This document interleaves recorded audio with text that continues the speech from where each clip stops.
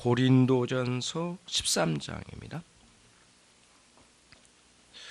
오늘 고린도전서 13장 4절로 7절까지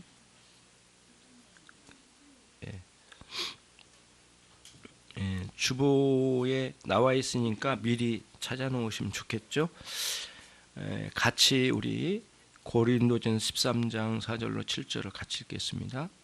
사랑은 오래 참고 사랑은 온유하며 투기하는 자가 되지 아니하며 사랑은 자랑하지 아니하며 교만하지 아니하며 무례히 행치 아니하며 자기의 유익을 굳지 아니하며 성내지 아니하며 악한 것을 생각지 아니하며 불의를 기뻐하지 아니하며 진리와 함께 기뻐하고 모든 것을 참으며 모든 것을 믿으며 모든 것을 바라며 모든 것을 견디느니라. 아멘. 오늘은 사랑은 온유하며 입니다. 벌써 고린도전서 13장 벌써 5번째 설교인데요. 사랑은 온유하며 사랑의 15가지 특징 중에 2번째 온유의 특징을 함께 여러분과 함께 나누도록 하겠습니다. 세상은 온유하게 사랑하는 것을 그렇게 유익한 것으로 보지 않습니다. 그렇죠? 왜냐하면 온유한 자세보다는 강하고 거칠고 그렇게 굴어야 세상에 살아남을 것 같고 타인에게 친절보다는 어떤 면에서는 그 이전에 내가 많은 것을 차지하고 갖춰야만 살 것 같고 세상은 그렇게 만만한 곳이 아니기 때문에 우리는 언제나 강하고 거친 면이 더 온유함보다는 유익할 거라고 생각을 하는 거죠. 세상은 언제나 그래서 다투고 다툼 속에서 이겨야만 하고 이긴 것을 기쁨으로 알고 사람을 지배하고 누르는 것을 영광으로 아는 그런 곳이 세상입니다. 하지만 이 세상 가운데 오신 우리 주님께서는 우리에게 나타내 주신 것은 사랑이었는데 그 사랑은 하나님 아버지와 함께 영원히 누리던 사랑이었고 우리가 그 사랑을 받을 수 없었지만 우리 주님께서는 우리를 위하여 대신 십자가에 죽으셔서 하나님 아버지의 베풀어 주신 그 사랑을 우리 가운데 흘려보낼 수 있도록 길을 내주셨습니다. 거칠고 그리고 완악하고 그리고 남을 지배하고 남을 헐뜯어야만 결국에는 내가 살아남을 것 같고 타인을 내가 짓누르고 밟으면 내가 그 위에서 승리하고 마치 대단한 성공을 이룬 것처럼 생각하지만 우리 주님은 그거 틀렸다고 말씀하십니다. 주님은 반대로 우리에게 나타내 주실 때에 수고하고 무거운 짐진 자들아 다 내게로 오라. 내가 너희를 쉬게 하리라. 내 마음은 온유와 겸손이니 내게 배우라. 이 말씀해 주셨습니다. 주님의 마음의 이런 질서, 주님의 마음의 이런 태도가 우리가 이 세상 살아갈 때 배웠던 것하고는 전혀 다르기 때문에 상당히 혼란스럽고 아니 어떤 사람은 혼란스러울 것 없이 아예 받아들이지 않으므로 여전히 거칠고 싸우고 누르고 이기고 그리고 지배하는 것을 추구하면서 살려고 하는 사람들이 많이 있을 수 있습니다. 그렇지만 여전히 오늘도 사도 바울이 그런 삶을 살다가 돌아와서 주님의 사랑을 경험한 2번째 특징, 주님 안에는 온유함의 사랑의 특징이 있다는 사실을 고백하지 않을 수가 없었던 것입니다. 그래서 사도 바울은 15가지 중에 2번 비교적 앞부분에 놓은 2번째 온유의 특징을 사도 바울이 여기서 말해주고 있는 것이죠. 상당히 중요하기 때문에 순서적으로 앞에 두었다라고 생각이 됩니다. 온유는 사랑의 특징 중에 10가지 중에 2번째로 등장하면서 이 중요성이 얼마나 큰가 저는 생각을 해봤는데 이 온유는 사랑의 특징 중에 포괄성이 있는 것 같다 생각이 듭니다. 우리가 사랑을 베푸는 다양한 일들이 있고 수많은 일들의 사랑으로 나타내겠지만 그곳에는 항상 온유의 특징으로 흘려보내야만 하는 사랑이라는 사실을 볼 수가 있다는 거죠. 바울은 거칠고 사나웠습니다. 성질 급하고 그래서 예수 믿는 사람들을 잡아 죽이는 것을 자신의 사명으로 알고 있었고 종교적 영웅심리까지 더해져서 그의 그 기질까지 더해져서 아주 그 거칠고 완악한 마음으로 유대 나라를 휘젓고 다니던 사람이 사도 바울이었습니다. 끝내는 그의 마지막 행선지였던 다메섹에서는 그 주님이 나타내신 그 음성과 그리고 그분이 오랫동안 참으시고 얼마나 온유한 태도로 주님께서 사도 바울을 대하셨는지, 그때 다메섹 도상에서 거꾸라지고 난 이후에 단 한 번도 주님을 향한 대적한 일이 없었고, 자신이 가지고 있는 거칠고 완악한 마음의 태도들이 거반 무너진 것처럼 이 사도 바울은 생애 동안 그거를 우리에게 보여주고 있어요. 그래서 우리들이 사도 바울이 경험한 이 하나님, 그리스도의 사랑의 특징인 이 온유함이 사도 바울 자신에게 들어가서 어떻게 그의 인생을 휘젓고 지나갔는지를 한번 보면, 마지막 순교하는 순간까지 그 온유함에서 거반 잃지 않았던 것 같습니다. 물론 마가와 다투었던 일도 있습니다만은 그 대부분의 삶의 현장에서 동족이 죽이려고 하고 자객이 40명이나 몇 일 동안 굶어가면서 바울을 죽이지 않으면 내가 먹지 않으리라 라고 했던 그 자객들이 있었음, 그리고 그 자리를 피해서 도망다니던 사도 바울이 앙심을 품거나 복수심으로 살려고 하지 않았고요. 사도 바울은 끝까지 그것을 감당하고 마지막 순교의 형장의 이슬로 사라질 때까지 끝까지 이 온유함을 유지했던 사도 바울의 삶에서 우리는 우리 주님의 사랑의 특징이 한 사람에게 들어가서 어떤 변화를 일으킨지를 사도 바울의 전생애를 통해서 우리가 볼 수가 있습니다. 우리의 부끄러움이 주님의 온유함에 크게 대비되는 말씀이 오늘의 말씀입니다. 사랑의 특징을 먼저 한번 생각해 보겠습니다. 사랑의 특징인 온유에 대해서 하나님께서는 우리에게 이 사랑의 특징을 베풀어 주실 때에 자녀를 삼아 주심을 통해서 이 사랑을 나타내 주셨습니다. 구원의 결정적인 요소 중에 하나가 저와 여러분을 하나님의 자녀로 삼아 주셨다는 사실입니다. 하나님께서 막무가내 사랑하지 않으시고요, 구체적으로 만세전에 계획하시고요, 계획하신 것을 꾸준히 기다리시고 오래 참으시면서 심지어는 하나님을 향하여 대적하는 영혼들에게까지 대하시는 그 놀라운 사랑으로 우리에게 베풀어 주셨는데, 심지어는 우리를 자녀를 삼아 주시는 은혜로 우리 가운데 찾아오셔서 그 사랑을 우리 가운데 베풀어 주셨습니다. 베풀어 주신 사랑은 우리의 영혼에 큰 은혜를 내려주셨고요, 베풀어 주신 사랑은 우리의 마음에 크게 흘려보내 주셔서 우리로 하여금 하나님의 사랑을 알게 해주셨어요. 그리고 그 하나님의 사랑을 경험하게 해주셨으니 이것이 우리에게는 가장 기쁜 소식이 아니고 무엇이겠습니까? 사랑할 수 없는 자였지 않았습니까?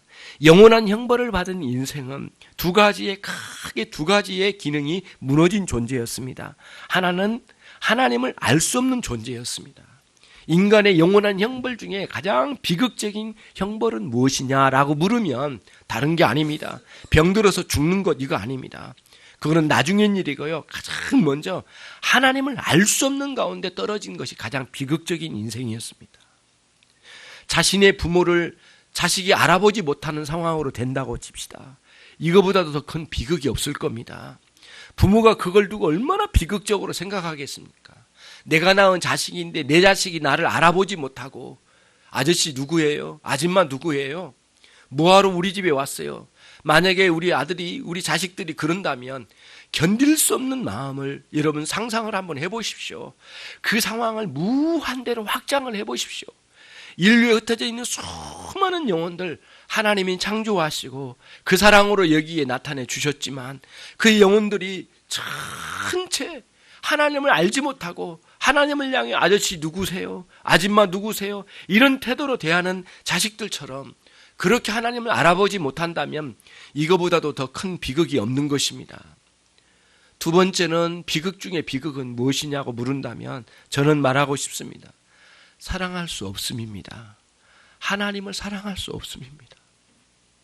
살다 보면 참 가슴 아픈 일이 많이 있죠.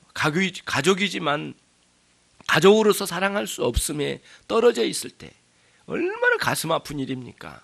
가족은 가족이지만 가족으로서 대할 수 없는 그런 사랑 없음, 결국에는 그 사랑의 관계를 깨어야만 하는 그런 비극, 이런 아픔이 얼마나 우리 주변에 많이 산적해 있습니까?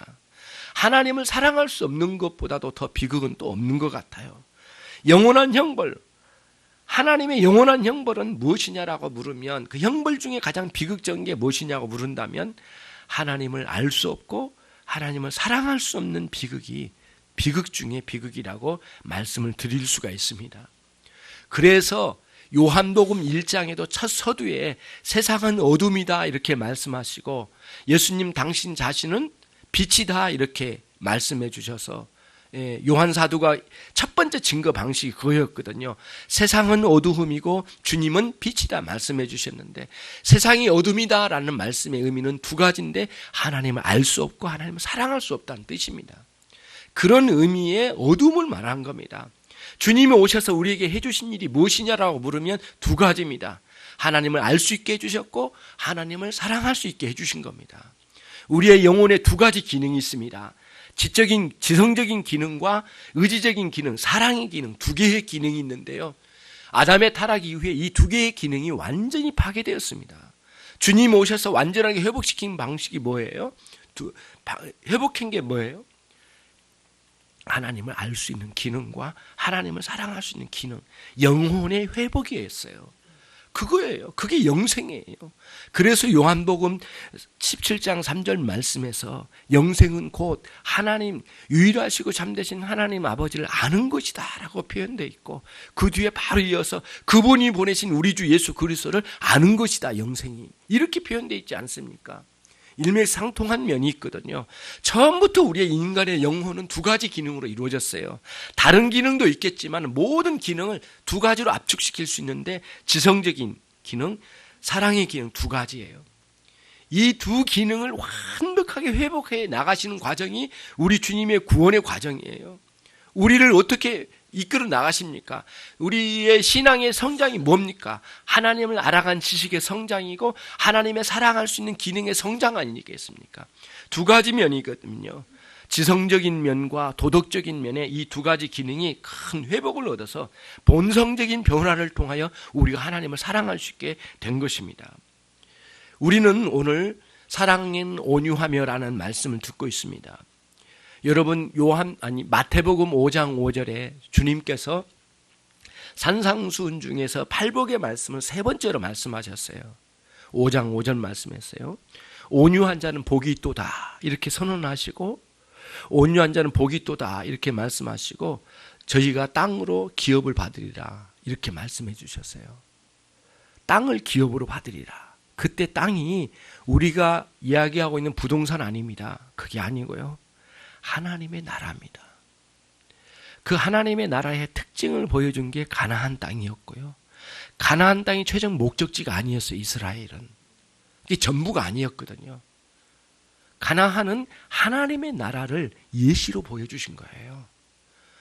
주님 말씀하셔요. 온유한 자는 복이 있는데 그들에게는 땅을 기업으로 분할받아 받게 될 거다 이렇게 돼 있거든요. 12지파에게 지계표를 찍어가지고 나누는데, 분할해서 나눠주는데 그 용어를 쓰셨어요. 나눠주리라. 땅을 기업으로 받으리라 할 때 그 기업이 분할이란 뜻이 있어요. 나눠준다란 뜻이었어요. 12지파에게. 그러면 하나님의 나라를 나눠준다는 뜻이에요. 그런 의미가 마태복음 5장 5절에 있거든요. 우리는 똑같은 단어 온유라고 쓰여져 있는데 거기서는 프라우스라고 하는 단어였고요, 여기서는 좀 다릅니다. 그래서 마태복음 5장 5절에 있는 그 브라우스로 쓰여진 온유라는 단어는 친절함, 부드러움, 그 정도의, 그러니까 마음의 태도가 항상 사랑으로 넘치기 때문에 누구를 대하든지 하나님을 향해서도 온유함, 하나님 말씀을 향해서도 온유함, 사람들을 향해서도 온유함, 친척을 향해서도 온유함, 내 자신을 향해서도 온유함, 이런 식으로 변화가 일어난대요. 그런 사람에게는 하나님의 나라를 마음껏 누리면서 산대요. 은혜를 받으면서 산다는 거예요. 악하고 흉악한 것들이 있지만은 그런 것들을 해치고 갈 수 있는 유일한 길은 온유함의 사랑의 능력으로 살아간다는 거예요. 이게 마태복음 5장 5절의 말씀이에요. 그런데요, 오늘 여기에 쓰여지고 있는 이 고린도전서 13장 4절에 쓰여지고 있는 사랑은 온유하며라는 이 단어는 조금은 다릅니다. 굉장히 의미가 좀 상통한 면이 있긴 해요. 그렇지만 조금은 좀 적극적인 면이 있습니다. 제가 한번 몇 가지를 예를 들어볼게요. 크레스토스라는 이 단어인데요. 여기에는 어떤 의미가 있냐면은 5장 5절에 마태복음 5장 5절에 있는 그 프라우스라는 단어하고 흡사하긴 해요. 앞부분은 친절하다, 부드럽다. 그 다음에 또 나와요. 이제 여기서는 크레스토스라는 여기에 등장한 이 단어는 좀 다르게 쓰여진 이 단어는 그 뒤에 뭐가 나오냐면 자비하다. 자비하다. 윗사람이 아랫사람에게 은혜를 내려준 거예요. 예.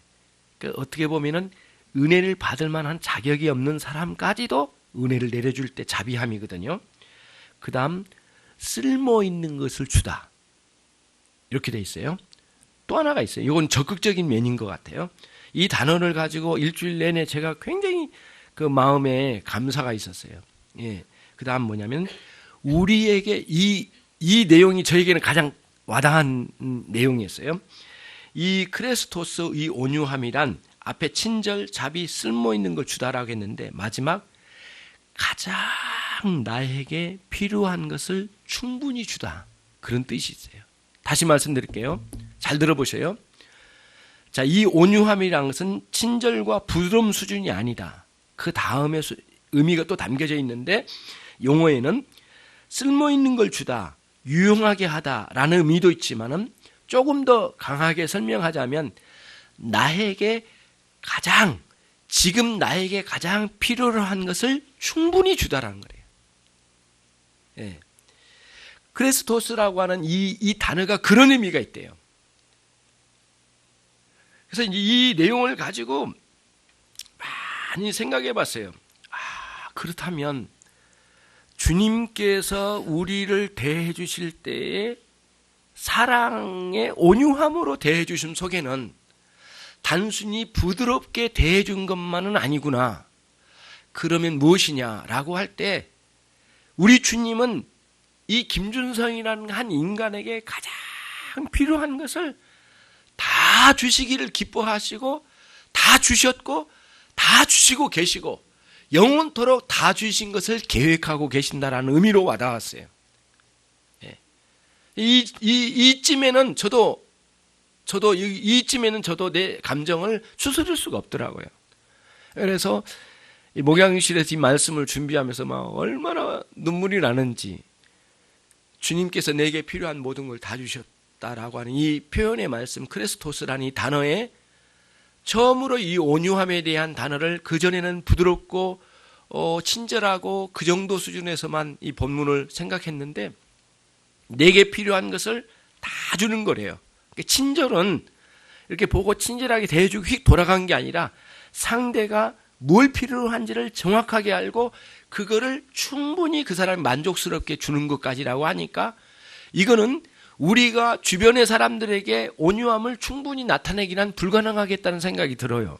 왜냐하면 그 사람이 지금 필요로 한 것이 무엇인지 잘 알지도 못할 뿐만 아니라 심지어는 그 사람이 필요한 게 있긴 있겠지만은 나는 사실 그 사람에게 필요한 걸 다 줄 수 있는 능력이 없잖아요, 내게. 예, 없잖아요. 내가 다 갖춘 게 아니기 때문에 능력도 없을 뿐만 아니라 심지어는 그럴 만한 사랑도 부족하다는 것을 느껴요. 그래서 이 온유함이라고 하는 것을 충분히 해낼 수 있을 거라고 했던 저의 자신의 어떤 자신만만한 생각, 이거는 불가능한 것이겠구나라는 생각이 들었어요. 그러나 우리 주님은 그렇게 하셨고 우리는 또 주님을 닮아간 사람으로서 그렇게 해야 되니까 해야 하는 일이 있고 또 우리는 그 사랑에 겨워서 사는 사람이라고 친다면 우리는 얼마든지 우리는 상대방이 뭘 필요로 한지 지금 그에게 필요한 것을 충분히 주기 위한 우리의 사랑의 흘려보냄이 있어야 되지 않을까라는 생각이 들어요. 그래서 이제 또 한번 돌아가 봤어요. 그러면은 이 글을 누가 썼습니까? 예, 이 글을 사도 바울이 썼단 말이에요. 바울의 입장으로 한번 돌아가 봤어요. 그래서 바울이 가지고 있는 입장 한번 돌아가 봤어요. 바울은 예수님 만나기 전에 율법주의자거든요. 율법주의자의 그 뭐랄까요? 그 내면의 근간은 뭐냐면은 이런 내용이에요. 율법주의자의 그 내면에 갖춰진 근간은 뭐냐면은 나는 다 갖춰졌다. 그 뜻입니다. 내가 율법을 다 지킬 수 있는 존재다. 나 그럴만 능력이 있고 나 그동안 다 지켜왔고 앞으로 다 지킬 수 있다는 자신만만함이에요. 그러니까 여기에는 뭐가 개입되지 않아요? 하나님의 은혜가 개입되지 않아요. 개입하지 말라는 거예요. 하나님.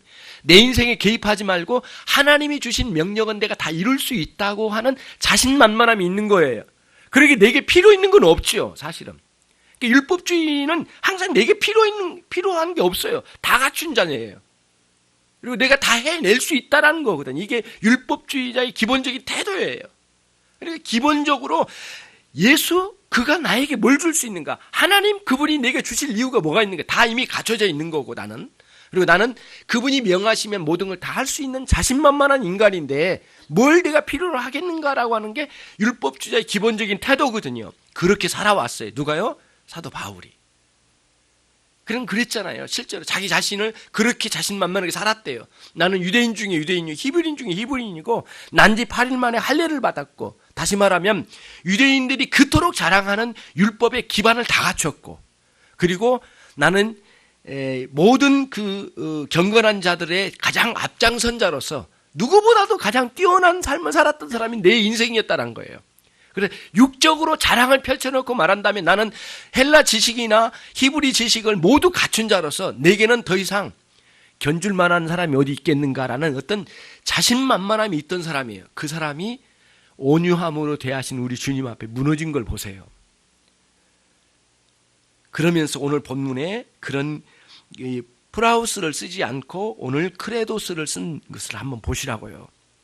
친절하고 부드럽게 대해주시고 내게 쓸모없는 것 주시는데 내게 지극히 필요한 그것을 다 주신대요.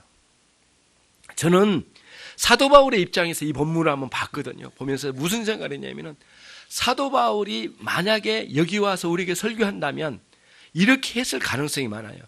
주님이 내게 다 주셨습니다. 다른 거 아니고요.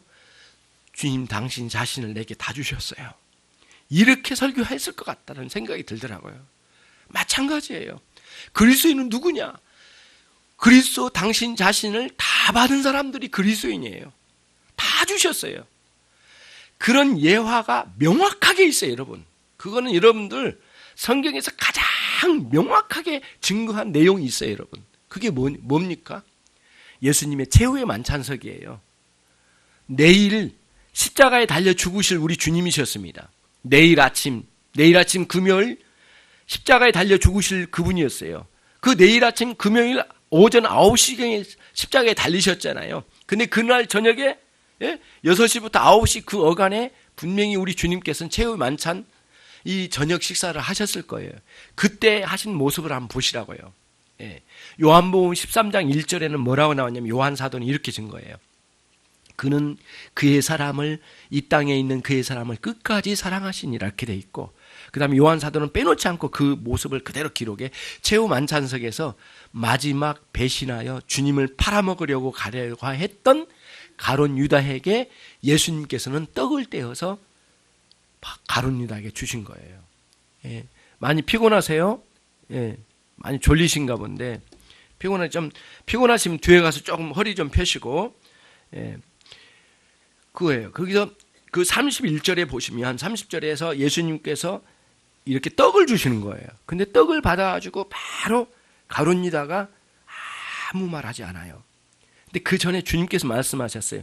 우리 가운데 이 떡반죽 여기에 같이 손을 같이 한 자 중에 하나가 나를 팔 자이니라. 그는 곧 실행할 것이다. 이런 말씀을 주시고 이렇게 하셨을 때 가룟 유다가 그 자리에서 일어나며 주님의 떡을 받아가지고 먹지 않고 어디로 가요? 문을 열고 밖으로 나가요. 요한 사도는 그 본문을 이렇게 기록해요. 그 중요한 많은 글 중에 그거를 압축해가지고 딱 나오는 건데 뭐라고 나오냐면은 가룟 유다가 그리스도의 떡을 받고 나갔는데 그 나가던 그 밖에는 깜깜하더라 이렇게 돼 있어요. 어둠이었더라, 밤이었더라 이런 표현을 써요. 어둠 가운데로 치고 나가는데 그리스도의 그 모든 것을 다 받은 표로 받은 이 떡을 가지고 밖으로 나간 거예요. 성찬식은요 여러 사람에게 예수님을 n분의 1로 나눠주신 의미가 아니에요. 그거는 오해 중에 오해예요. 그게 아니에요. 예수님 큰 덩어리를 조각조각 내가지고 이 사람에게 n분의 1로 나눠준 게 아니라는 거예요. 무슨 의미예요? 성찬식의 개념은 그게 아니에요. 예수님 당신 자신을 각자에게 다 주셨다는 의미예요. 이 의미가 성찬식의 의미예요. 예. 그리스도스라는 이 단어의 온유함이라는 의미가 그런 의미가 담겨져 있어요. 다 주신 거예요. 부드럽고 친절하신 우리 주님이 그냥 우리에게 필요한 걸 다 채워주셨다는 거예요. 그런 의미로 이 단어가 쓰여졌다고 할 때 소름 끼치는 거예요. 주님의 사랑은 형언할 수 없는 건데 다 주신 사랑이에요. 너무너무 친절하시고, 사실은 사도 바울이 예수쟁이들을 다 죽이려고 갔던 곳 아니겠어요? 그리고 이미 사람을 죽이기도 했고 그렇잖아요. 그리고는 어땠어요? 가는 것마다 잡아다가 감옥소에 가두고 두들겨 패고, 그래가지고 이 가족들을 막 다 찢어놓고 그러면서 이 사람들을 아주 멸절시키려고 했던 사람이 사도 바울이고, 그거를 아주 불타는 마음으로 사명을 감당했던 사람이 이 사도 바울이잖아요. 그토록 완악하게 주님을 대적한 그를 향해서 온유하게 찾아오셔서 네가 왜 나를 핍박하느냐, 이렇게 말씀하신 이 상상이나 가느냐고요. 그때에 그동안에 살아왔던 사도 바울의 인생하고 오랫동안 기다려오신 주님이, 그 앞에서 주님이 사도 바울을 대하는 태도가 온유함의 태도였다는 사실은 사도 바울에게는 한없는 눈물의 세월을 보냈을 거라고 생각이 돼요.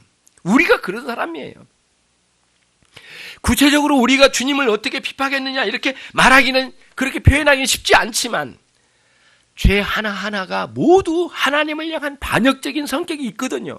죄는 하나님을 향한 반역적인 성향이 있는 거예요. 모든 죄가 크든 작든 마찬가지예요. 죄의 내면에는 뭐가 있느냐 하면 항상 하나님을 향한 반감이에요. 예. 하나님을 향한 짜증남이에요. 하나님을 향한 실증이에요. 반감이 있는 거예요. 하나님을 향하여 적수로 알고 살던 사람이 우리들이라면, 모든 죄는 하나님을 향한 적수로 생각하고 저지른 것들이란 말이에요. 그런 차원에서 보면 바울 사도와 다르지 않는 삶을 살았던 거예요. 우리는 아무렇게나 내 적용을 따라서 세상 사랑과 나 자신을 사랑하면서 막 살아오다가 어느 날 우리 주님이 누군가의 전도를 통해서 내게 들려줬는데 어떻게 그런 분이 그럴 수 있을까라는 생각에 이해가 되지 않았지만은, 우리 주님을 탁 만나고 난 뒤에는 내가 어떤 사랑을 입었는지를 알게 되는 거예요. 그리스도인의 일생은 그리스도의 사랑을 많이 알아가는 과정이에요. 가다가 삐끗거리고 넘어지고 무릎 터질 때도 있지만은 그 과정 하나하나는 우리 주님이 나를 향하여 어떤 사랑을 베풀고 계신가에 대한 알아감의 과정이란 뜻이에요. 그런 의미로 오늘 이 말씀, 사랑은 온유함이라는 말씀으로 우리들이 이 자체를 돌아봐야 될 필요가 있다고 하는 것을 말씀드린 거예요. 그래서 도스라는 이 단어에 여러분들이 정말 많이 집중하기를 바랍니다. 신자의 온유함은 자연적인 온유함, 온순함 그거 아니에요. 이 사도 바울이 이야기하고 있는 이 사랑은 하나님으로부터 내려온 사랑을 의미하거든요. 그러니까 이미 태어날 때부터 온순함, 그런 자연적인 성품 그런 걸 의미하지 않아요. 신자의 온유함은 주님을 닮아가는 속에서 일어나는 역사예요. 그런 의미로 이 본문을 우리가 봐야 되겠어요. 친절하고 부드러움 차원이 아니라 기꺼이 상대를 위해서 다 주시는 우리 주님의 사랑의 특징을 우리가 오늘 여기서 함께 맞이하고 있어요. 배우는 게 아니에요. 주님의 그 사랑을 경험되어져야 돼요. 오늘 그래서 주님과의 만남에서 스파크가 일어나야 되거든요. 영적인 스파크가 일어나서 뜨거워야 돼요. 눈물이 있고 거기에 감격이 있고 감사가 있고 내 생애를 다 드려도 갚을 수 없는 그 은혜에 대한 감격이 우리 안에 있는 거예요. 이 설교는 그 사랑을 깨워주는 설교이라고 생각이 돼요. 설교는 그 사랑을 알리는 것이 설교라고 생각돼요. 여러분과 제 삶에 이런 의미에서 배워서 알아가는 사랑이 아니올시다. 그리스도 안에 있는 역사하는 그 사랑이 우리 안에도 역사되는 그 인격으로 흘러들어오는 사랑이라고 말씀을 드릴 수가 있어요. 그러면 두 번째 크게 이 온유를 나타낼 그 사랑을 그럼 어떻게 우리가 이 사랑을 나타내고 누려야만 할 수 있는가, 누려야만 하는가라고 하는 것을 세 가지로 간단하게 요약해서 말씀을 드려볼게요. 첫 번째, 이 온유함의 사랑의 특징은 반드시 하나님과의 관계에 문제가 있어요. 하나님과의 관계 속에서 그분이 나를 용서해 주시고 받아주실 때에, 그렇죠? 우리가 부모님에게 나쁜 짓을 저질렀을 때에 부모님이 이러든 저러든 아무튼 매를 댔든 어쨌든 간에 나중에는 용서를 하시잖아요. 그 용서해 주셨을 때에 자식으로서 부모 앞에 느끼는 평안함과 기쁨, 그 안전함, 그런 그 평정심, 이거 있잖아요. 그거를 또다시 무한대로 생각해 봐요. 하나님 아버지께서 우리의 영혼을 받아주신 거예요. 관계 형성이 일어난 거거든요. 그런 거거든요. 빌립보서 4장 4절에 이런 말씀이 있어요. 너희는 주 안에서 기뻐하라, 이렇게 말씀해 주셔요. 근데 바로 뒤에 5절에 뭐가 나온 줄 아세요? 모든 사람에게 관용을 나타내라, 이렇게 돼 있어요. 그럼 무슨 뜻이에요? 이 관용, 사람들에게 이 온유의 특징을 나타내는 이 관용이 있잖아요. 용서하고 그를 베풀어주고 용납해주는 그런 마음이 있잖아요. 그건 어디로부터 나온다? 앞에 있는 주 안에서 누리는 기쁨으로부터 온대요. 하나님과의 관계예요. 관계로부터 누리는 기쁨이에요. 주님이 나를 위해 죽으신 그 희생을 통해서 이루어진 하나님과의 화해의 역사, 그리고 그 용서와 용서의 결과로 주신 그 평안, 그 기쁨이 우리에게 일어나서 베풀어지는 온유함, 그 온유함을 우리가 누릴 수 있는 사람들이 돼야 된다는 거예요. 그러니까 이 평안과 기쁨이 있지 않고는 넉넉하게 베풀 수 없어요. 그러니까 이 사랑이 온유함으로 나타날 수가 없거든요. 그래서 반드시 우리는 온유하지 못한 내 자신의 특징을 볼 때마다 하나님과의 관계의 문제를 다시 한번 돌아보는 거예요. 절대적인 관계는 무너지지 않아요. 한번 이루어진 관계는 무너지지 않지만 실제적으로 경험되는 관계는 유동성이 있어요. 어느 날은 하나님을 향해서 막 실증이 나고, 어느 날은 하나님에서 너무너무 사랑이 막 일어나고 충성을 다하고 싶고, 어느 날은 하나님으로부터 멀리 소원한 마음 있잖아요. 소원한 마음, 그런 마음이 쭉 있고, 그러다가 어느 순간 또 은혜가 있으면 막 하나님께 뜨거운 마음이 생겨난 게 있잖아요.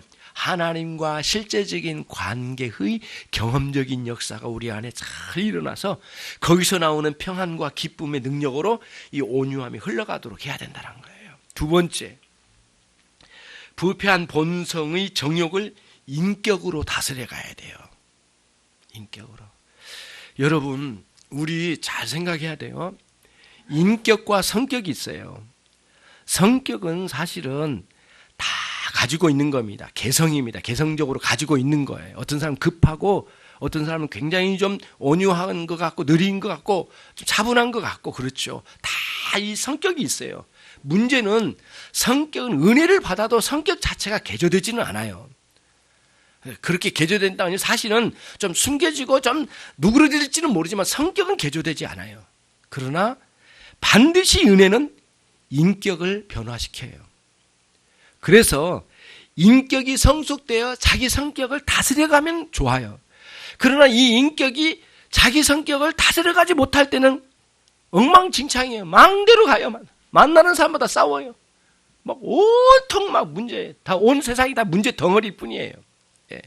그러면 안 된다는 거예요. 그래서 하나님의 은혜가 우리 안에 흘러들어와서 우리의 인격의 성숙을 이루어가야 돼요. 인격의 성숙을. 제가 감리교단의 어느 권사님하고 여권사님이신데 그분과 대화를 나누면서 제가 하나를 배우게 됐는데요. 그분이 그런 이야기를 하더라고요. 목사님, 신앙생활을 해도 몇십 년 해봤지만은 변화되지 않는 사람은 정말 안 변화됩니다. 이렇게 말하면서 저한테 그런 말을 하더라고요. 뭐라고 말하냐면은 지식은 대학원생이고 지식은 박사 수준이지만 이 감정 조절 능력, 지식 조절 능력이 아니라 감정 조절 능력은 초등학생도 안 되는 경우가 많대요. 그런 사람을 너무 많이 봤대요. 진짜 대단한 지식을 가지고 이 세상에서 막 부러먹고 부러워하는 지식이 있는데요. 사람을 대하고 자기 성격 조절 못하는 것은 완전히 어린아이 이하의 수준을 가지고 있대요. 이 차이를 어떻게 해야 되냐고 물어보더라고요. 그래서 저는 어떻게 해야 되는 답은 없어. 나도 모르겠어. 그러고 그냥 끝냈거든요. 근데 사실은 거기서 굉장히 많이 느꼈어요. 거기서 많은 걸 깨달았어요. 맞아. 나도 그렇지만은 많은 사람들 가운데 이 감정 조절이나 이 마음 조절이 잘 안 되고 지식은 많은 것 같은데 이게 안 되는 가운데 얼마나 사람들이 많이 무너질까. 이 문제가 우리들이 참 중요하게 다스려가야 될 문제라고 하는 생각을 갖게 되는 거예요. 그러면 하나님의 사랑의 온유의 특징이 능력으로 있잖아요. 우리의 마음이 다스려져 가야 되죠. 예? 다스려 가자는데 이제 우리의 심령들이 우리의 인격이 정말 이 온유함으로 변화가 일어나서 그 사랑의 능력으로 변화가 일어나서 이 인격이 성숙되어서 그 인격 성숙된 자신 안에 성숙된 인격으로 자신 안에 있는 성격을 다스려갈 수 있는 여기까지만 간다면 굉장히 놀라운 변화가 일어날 거라고 저는 확신을 해요. 예. 그래서 우리 여기서 혼돈하지 말자고요. 왜? 내 성격은 왜 이렇게 안 변해? 아니야. 그거는 죽어도 안 변해. 죽는 날 가져갈 거예요. 그러면 뭐예요? 내 인격은 성숙돼야 돼. 그럼 반드시 성숙된 인격으로 하나님의 은혜로 내 성격을 다스려가서 그렇게 가야 돼요. 예. 그래서 성격이 빨간색이라면 인격이 참 고상하면 밝은 빨간색이겠지만 인격이 좀 낮으면 이 빨간색이 아주 거무탈퇴하는 빨간색이 될 거란 말이에요. 빨간색도 그런 게 있잖아요. 어두운 빨간색이 있잖아요. 그러니까 이 성격은 칼라예요, 분명히. 그러나 밝은 칼라로 갈 것이냐, 어두운 칼라로 갈 것이냐라는 것은 인격의 문제라고 하는 것을 꼭 염두에 두고 그 인격을 하나님의 은혜로 다스려 가는데 특별히 우리 안에 온유함의 특징이 있는가를 한번 살펴보자고요.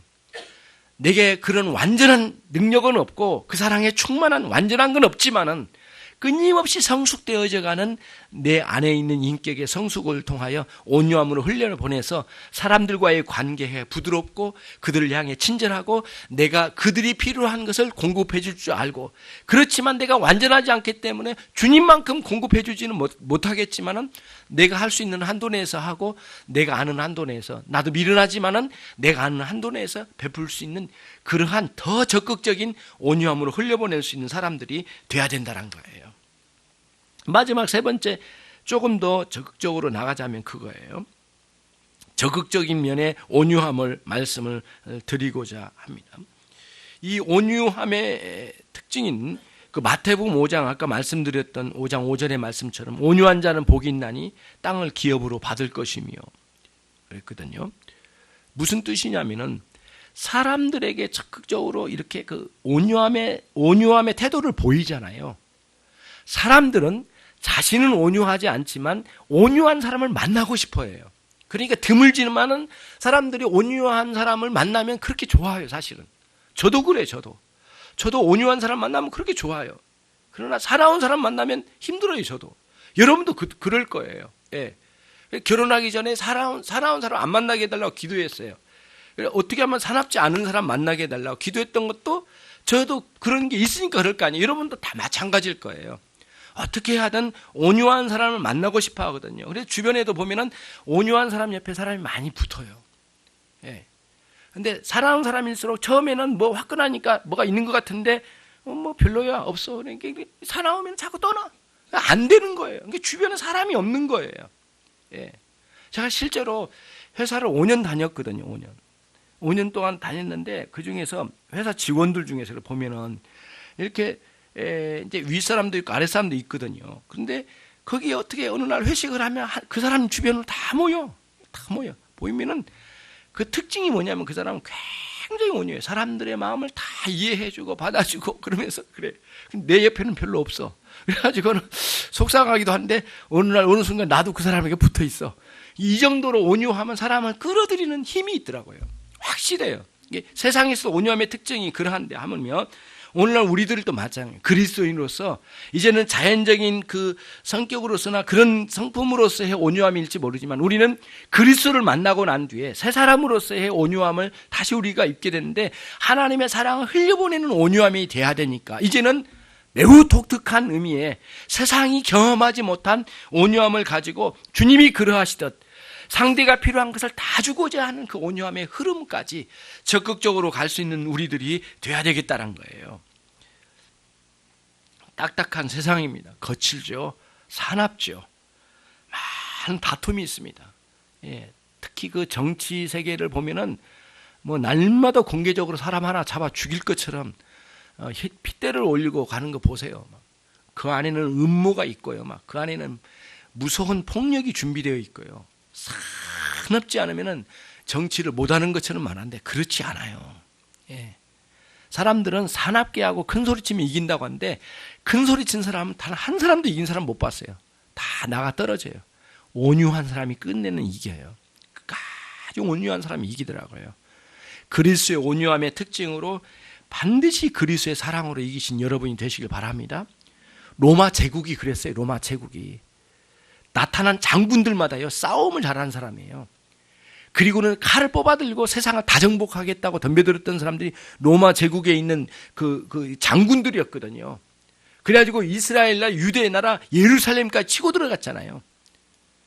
여러분, 그 다음에 어떻게 됐습니까? 200년 후에 갈릴리의 그 작은 도시의 그 작은 촌구석에 우리 주님 그 작게 나타내 보여주신 그 그리스도의 사랑으로 로마 전체를 200년 후에 어떻게 됐어요? 313년에 실제 콘스탄틴 대제가 어떻게 됐습니까? 기독교를 로마 제국의 국교로 삼았잖아요. 200년 후에 그리스도의 사랑이 로마 제국을 점령했다니까요. 수백만의 사람들이 이 칼을 들고 점령하려고 했지만 단 한 번도 세상을 제대로 정복한 적이 없는데 예수 그리스도의 사랑으로 온 세상을 다 정복했잖아요. 이 자체가 이미 온유가 승리한다는 사실을 보여주고 있단 말이에요. 사나움이 이길 것 같죠? 큰 소리 친 게 이길 것 같죠? 예, 거칠게 하는 게 이길 것 같죠? 힘으로 하면 이길 것 같죠? 그리스도의 사랑과 온유함으로 이긴다는 사실을 반드시 인식하고 인생 동안 온유함으로 살아가는 저와 여러분이 꼭 되시기를 바랍니다. 예. 정리합니다. 이제 우리는 결단해야 하겠습니다. 자신이 얼마나 미성숙한 사람인지를 스스로 자인할 수 있는 용기가 있기를 바랍니다. 특히 온유함이 없는 자신의 모습은 자신만의 개성이 아니라는 것을 인정해야 합니다. 반드시 성숙되어야 할 인격의 성숙으로 이루어져야 할 일들이라는 사실을 인정합시다. 그리스도 안에서 성령의 은혜를 따라 십자가의 정신으로 육적인 것들이 날마다 못 박혀가고 우리에게 없던 은혜의 역사가 그리스도의 무덤에서 부활하신 역사처럼 우리의 무덤 같은 인격의 그리스도의 사랑의 특징이 온유함으로 새롭게 살아나 위대한 역사가 우리의 심령 가운데도 있고 우리 주변에도 일어나고 우리 가정과 이 사회에도 그리스도의 온유함을 펼쳐나가는 아름다운 그리스도인들이 되시기를 주님의 이름으로 축원합니다. 기도하겠습니다. 하나님 아버지 감사합니다. 오늘 저희들이 주님의 사랑의 특징 중에 온유함에 대하여 함께 나누었습니다. 설교자도 부끄럽고 듣는 이들도 부끄럽지만은 우리 주님께서 우리에게 베풀어 주신 그 온유함만큼은 망각하지 않고 싶습니다. 언제나 기억하고 인식하여 그리스도의 온유함의 특징을 가지고 이 세상을 이기며 살고자 원합니다. 한 해 동안 저희에게 많은 은혜를 주셨습니다. 특별히 이 사랑장을 통하여 풍성한 은혜를 내려주십시오. 매주마다 베풀어 주신 은혜의 말씀을 통하여 우리의 영혼에 큰 역사가 있게 해 주시옵소서. 단순한 친절함, 부드러움이 아니라 넘쳐나는 주님의 그 사랑의 역사로 우리에게 흘려보내 주셔서 우리에게 가장 필요로 하는 우리 주 예수 그리스도가 전부 우리에게 들어오셔서 우리를 장악하고 우리 안에 사셔서 이끌어 주신 위대한 역사가 영원히 지속되기를 원합니다. 예수 그리스도의 이름으로 기도 올려옵나이다. 아멘.